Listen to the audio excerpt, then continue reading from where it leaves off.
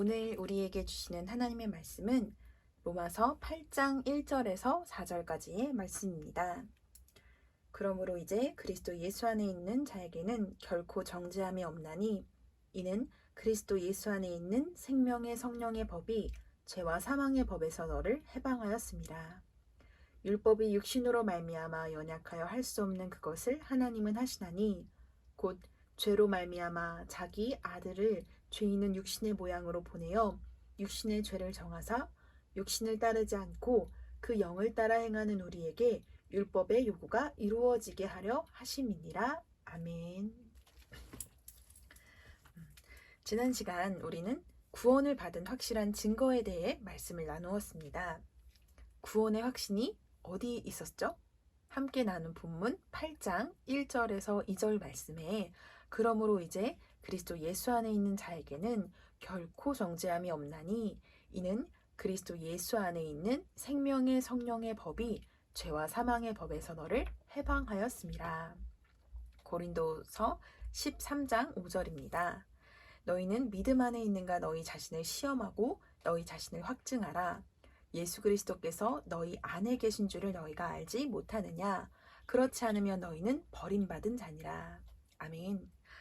우리 안에 계신 예수님이 바로 그 증거임을 함께 나누었습니다. 그러면 내 안에 지금 정말 예수님이 와 계신지 아니신지를 또 그 증거에 대해서도 나누어 보았는데요. 첫 번째 증거는 바로 우리가 예수님을 주님으로 고백하게 된다는 것이었습니다. 고린도전서 12장 3절 말씀에 그러므로 내가 너희에게 알리노니 하나님의 영으로 말하는 자는 누구든지 예수를 저주할 자라 하지 아니하고 또 성령으로 아니하고는 누구든지 예수를 주시라 할 수 없느니라. 이 말씀을 나누면서 우리가 예수님을 주님이라고 부르는 것이 단순히 나의 의지와 학습으로 인함이 아니라 내 안에 계신 예수님으로 인함임을 우리가 함께 배웠습니다. 그러면 이제 두 번째 증거인데요. 두 번째 증거는 바로 하나님을 아버지라고 고백하게 된다는 것이었습니다. 로마서 8장 16절 말씀입니다. 성령이 친히 우리의 영과 더불어 우리가 하나님의 자녀인 것을 증언하시나니. 아멘. 나와 같은 죄인이 감히 하나님을 아버지라고 고백할 수 있었던 이유는 아들 되시는 예수님께서 우리 안에 오셨기 때문에 우리가 하나님을 아버지라고 부를 수 있게 된 것이었습니다. 그러면 이제 세 번째 증거인데요. 세 번째 증거는 바로 하나님이 우리에게 은혜로 주신 것들을 깨닫게 된다는 것입니다. 우리가 예배를 드리는 중에 또 말씀을 듣고 찬양하는 중에 마음에 감동이 있었던 경험이 있나요? 또는 너무 힘든 문제를 안고 하나님 앞에 나와서 기도할 때 위로를 받고 또 용기를 받았던 그런 경험이 있진 않은가요?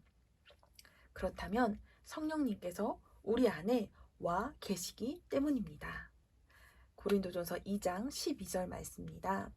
우리가 세상의 영을 받지 아니하고 오직 하나님께로부터 온 영을 받았으니 이는 우리로 하여금 하나님께서 우리에게 은혜로 주신 것들을 알게 하려 하심이라. 아멘. 우리가 지난주에 이렇게 세 가지 증거에 대해서 나누어 보았습니다. 오늘은 나머지 우리 네 가지 증거를 더 나누어 보고자 합니다. 네 번째 증거입니다. 바로 성령님께서 우리 마음속에 주시는 근심을 우리가 깨닫게 된다는 것입니다. 에베소서 4장 30절 말씀입니다. 하나님의 성령을 근심하게 하지 말라. 그 안에서 너희가 구원의 날까지 인치심을 받았느니라. 아멘. 여러분, 요즘에 유튜브를 보면 정말 재밌는 게 많죠. 유튜브뿐만 아니라 여러 SNS가 우리의 눈과 귀를 사로잡게 하는 것들이 참으로 많습니다. 부끄러운 고백이지만 저 역시도 이런 유혹에 자유하지 못해서 잠깐 쉬려고 봤던 것이 몇 시간을 보다가 잠든 경험도 있습니다. 그럴 때면 제 마음속에 왜 그랬지 이런 후회도 많지만 핸드폰은 내가 이렇게 오랫동안 하면서 기도하는 시간은 그렇게 이런저런 핑계로 짧게 핸드폰은 이렇게 오래 하면서 기도하는 시간은 이런저런 핑계로 왜 그리도 짧았었던지, 핸드폰을 보는 그 시간은 너무도 자연스러운데 말씀을 묵상하는 그 시간은 왜 그렇게 부담을 느끼는지, 이런 제 모습을 보면서 제 마음이 하나님 앞에 너무나 부끄럽고 무겁고 죄송할 때가 있었습니다. 여러분 역시 그런 경험이 있나요? 물론 우리가 휴대폰을 보는 그 시간 자체가 죄는 아닙니다. 그런데 우리와 항상 함께하고 싶으셔서 십자가에서 죽으시고 또 그 죽음의 대가를 통해서 우리 안에 직접 찾아오신 예수님을 우리가 너무 오래 기다리고 있게 하진 않았었나? 한번 생각을 해보면 좋을 것 같습니다. 또 이러한 근심 중에 우리가 죄책감을 느끼기보다는 지금도 우리 안에 계시는 예수님께서 또 하나님께서 근심하시지 않고 기뻐하시는 것을 우리가 하고 싶어요. 하나님의 마음과 시선이 있는 그곳에 나의 마음이 또 나의 시선이 머물 수 있도록 도와주세요. 이렇게 기도해 보면 어떨까 합니다. 5번째 증거입니다. 용서와 사랑의 마음이 생긴다는 것입니다. 요한일서 4장 12절 말씀입니다. 어느 때나 하나님을 본 사람이 없으되 만일 우리가 서로 사랑하면 하나님이 우리 안에 거하시고 그의 사랑이 우리 안에 온전히 이루어지느니라. 아멘. 예수님을 믿은 다음 우리가 정말 예수님처럼 원수를 사랑하기를 목숨까지 내어주고 오른뺨을 맞으면 왼뺨을 내주고 겉옷을 가져가면 속옷까지 내주는 그 사랑의 단계로 완전히 바뀌어 버리는 것은 아닙니다. 여전히 우리 마음속에 미워하는 사람이 있을 수 있습니다. 그런데 분명한 한 가지의 변화가 있습니다. 무엇일까요? 바로 누군가가 미운데 내가 이렇게 미워하면 안 되는데 하는 이 생각이 한 가지가 들게 됩니다. 저도 나도 모르게 누군가를 미워하고 또 때로는 이렇게 시기하는 감정이 들 때가 있습니다. 그런데 정말 이상한 것은 제가 누군가에 대해서 그런 마음을 가질 때 제 마음이 스스로가 너무나도 고통스러웠다는 것입니다. 이전에는 내가 누군가를 미워하고 시기하는 것에 대해서 고통이나 괴로움이나 죄책감을 느끼지 못했습니다. 그런데 달라진 한 가지, 바로 그것이 내가 누군가를 미워하고 또 시기하는 그런 마음이 들 때 제 스스로가 너무나 고통스러웠다는 것입니다. 그래서 내가 정말 이렇게 미워하면 안 되는데, 이런 마음을 품으면 안 되는데, 그리고 그 마음을 진심으로 하나님께 회개하고 하나님, 제가 이런 죄인이에요. 죄송해요. 하나님 도와주세요. 제 마음이 삐뚤어지지 않도록 주님 도와주세요. 제 마음을 용서해 주세요. 이렇게 기도하게 되었다는 것입니다. 우리 마음 안에도 혹시 여러분들 마음 가운데에서도 이러한 마음이 든다면 바로 성령님이 여러분들 마음 가운데 계시기 때문입니다. 우리가 누군가를 정말 목숨을 내어줄 만큼 사랑해서만 성령님이 계신 게 아니라 미워할 때에 내가 이렇게 미워하면 안 되는데 이런 마음이, 그 마음 한 가지가 든다면 그 마음은 바로 성령님께서 우리에게 주시기 때문이라는 것을 알았으면 합니다. 6번째 증거입니다. 하나님의 소원을 품게 되는 것입니다. 이 말은 하나님께서 기뻐하시는 뜻을 위해서 일하고 싶어 하게 된다는 것입니다. 빌립보서 2장 13절 말씀입니다. 너희 안에 행하시는 이는 하나님이시니 자기의 기쁘신 뜻을 위하여 너희에게 소원을 두고 행하게 하시나니. 아멘. 예수님이 우리 마음 가운데 오시면 우리가 하나님을 기쁘시게 하는 일을 하고 싶어진다는 것입니다. 이것은 정말 놀라운 일이에요. 교회를 다니는 분들에겐 굉장히 놀라운 일이 한 가지 있는데요. 우리가 헌금을 드리면서 너무 많이 드렸다, 내년엔 조금 줄여야겠다, 이렇게 생각하는 분은 단 한 분도 없을 것입니다. 오히려 하나님께 너무 감사하다, 나에게 이렇게 할 수 있게 해주심을 정말 감사하다, 이런 마음을 가질 것입니다. 그런데 믿지 않는 사람들이 보기에는 좀 이상하다 생각할 것입니다.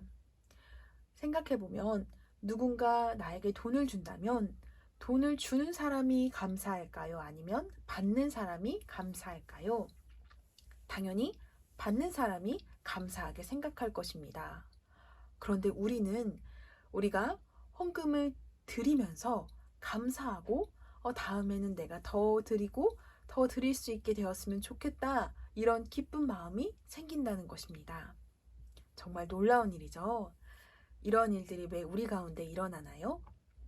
우리 안에 성령님께서 계시기 때문에 하나님께서 기뻐하신 일을 하고자 하는 마음과 생각을 주시기 때문입니다. 마지막 7번째 증거입니다. 바로 전도할 마음이 생기게 됩니다. 예수님을 믿는다고 해서 우리가 그 즉시로 우리 모든 것을 다 내려놓고 저기 멀리 있는 땅으로 선교를 하러 가게 되는 것은 아닙니다. 예수님을 믿었지만 전도를 한 명도 못 해본 사람도 있을 것입니다.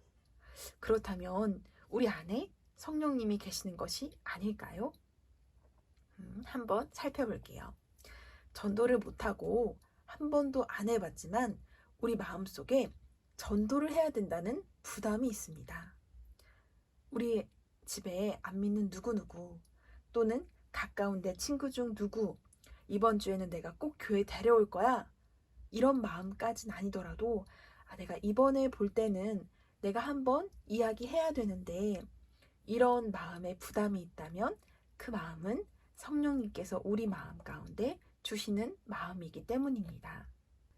전도를 꼭 잘해서가 아니라 못하는데도 해야 한다는 부담이 있고 또 하려고 용기 내어 조금이라도 시도해보는 이것이 바로 놀라운 일입니다. 성령 하나님께서 우리 마음속에서 해야지, 네가 해야지, 너의 아버님께 또 내 친구에게 교회 나와야지, 네가 말 안 하면 누가 하겠어. 계속 이 마음을 우리 가운데 주신다는 것입니다. 마태복음 10장 19절에서 20절 말씀입니다. 너희를 넘겨줄 때 어떻게 또는 무엇을 말할까 염려하지 말라. 그때 너희에게 할 말을 주시리니 말하는 이는 너희가 아니라 너희 속에 말씀하시는 이 곧 너희 아버지 성령이시니라. 아멘. 전도할 말씀을 주시는 그분이 바로 여러분 성령님이십니다. 우리 이렇게 7가지 증거를 다 했습니다. 여러분들 가운데에는 몇 가지의 증거가 있나요? 제가 생각할 때는 이 황금 같은 쉬는 이 아침부터 피곤해서 감기는 눈을 부릅뜨고 이 자리 예배에 나와서 예배하고 있는 우리 친구들, 또 유튜브를 통해서 이 예배 가운데 함께하고 있는 우리 여러분들에게는 이 7가지 모든 증거가 다 있을 거라고 생각합니다. 혹 그렇지 않을지라도 이 7가지 중에서 단 한 가지가 있어요. 그런데 그 한 가지 때문에 예수님이 내 안에 계시구나를 믿으면 한 달 안에 이 7가지가 다 여러분들에게 생기게 될 거라고 저는 그렇게 확신하게 이야기할 수 있습니다. 성령님이, 예수님이 우리 안에 와 계시는 것은 애매하거나 모호한 개념이 아니에요. 불확실한 것이 아닙니다. 내가 기분이 좋을 때는 계시고 내 마음이 낙심되고 기도가 안 될 때는 안 계시고 그런 것이 아닙니다. 너무도 분명하게 우리 안에 계신 것입니다, 여러분. 이번 한 주 동안 내 안에 오신 예수님을 정말 믿고 이번 한 주를 살아보시기를, 그래서 이 모든 증거가 우리 삶 가운데 풍성히 드러나는 이번 한 주간이 되시기를 진심으로 축복합니다. 기도하겠습니다. 사랑의 하나님, 감사합니다.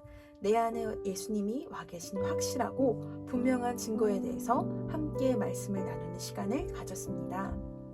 하나님의 아들이 되시는 그분께서 지금 내 안에 오셔서 또 내 안에 오시기 위해서 치르신 그 십자가의 고통, 때론 너무 익숙해져 버려서 내 안에 오시기 위해서 예수님께서 치르셨던 그 대가에 대해 너무 당연하게 생각했고, 때론 세상에 있는 것이 너무 재밌어서, 또 우리의 일상이 너무나 바빠서 우리의 마음이 주님이 아닌 다른 것에 빠져서 내 안에 오신 예수님을 너무도 오래 기다리게 했습니다. 예수님, 나를 너무 사랑하셔서 내 안에 오신 예수님, 더는 기다리게 하고 싶지 않습니다. 예수님을 기뻐하게 하는 일들을 하고 싶어요. 예수님 도와주세요. 감사합니다. 감사합니다. 감사합니다. 오늘 이 모든 말씀을 우리 구주 예수님께 돌려오고 예수님의